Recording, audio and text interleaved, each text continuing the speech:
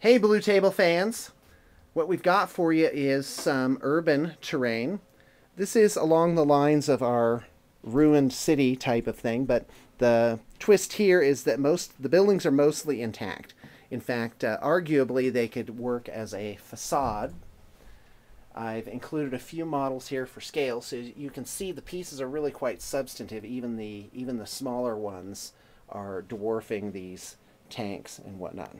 And we're here with Sarah, who is a terrain-making genius, a savant of the foam, if you will. The foam. Lots and lots of foam. So why don't you tell us about some of the fun details here? Okay, I carried the theme of columns through the whole city, so you can see nearly every piece has kind of a squared column. Actually, I think just about every piece has some columns in it, so it would go together. There was less ruining on this. There weren't bullet holes. This city has been mostly worn out by wind and rain and the elements, rather than having a lot of chunks blown off. Sure. So you can see that in the weathering and the colors.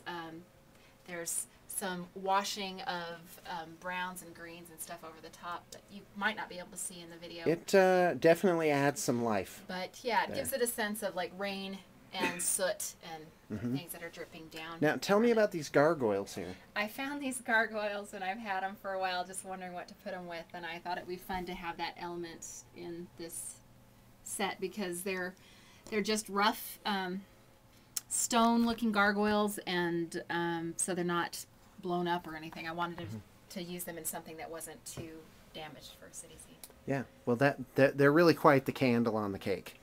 I like this bridge. Yeah, the bridge comes in 3 pieces. It's all built out of foam. I used just these plastic pieces and got them all put together to give it some railings. Now, that was from a is kit. that from one of the Pegasus Hobbies I kits? think so. I got it all in a kind of a mix, so I don't really know Right, where we this had one like came from. bin-o stuff. So these are the last of them, and I just had enough to put them all together and give it a fun railing and give it a little bit of texture. But it's got the 3 pieces on the ends, so that it can ship and be used. And it's wide enough, obviously, for... Well, and what I like about this piece is that if you had actually an inset river on a board, that you could use this as part of that, but it will also fit on a flat board and kind of make sense because of the little nice ramps you wide, put on so either it really side. Covers quite a distance.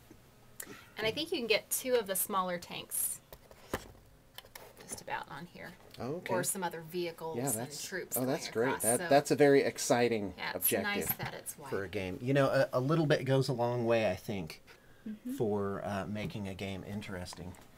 I got to tell you, you really put a lot of detail on these. The windows are nice. It all makes sense.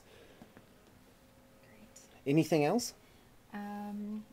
I think we've talked already about how they're put together. It's all hand constructed mostly from foam board and hardboard on the bases. It's a 1/4 inch thicker hardboard to make it really sturdy. Just weathering and so forth, kind of a medium dark gray. And that's it. Well, I think it's fabulous. Very nice.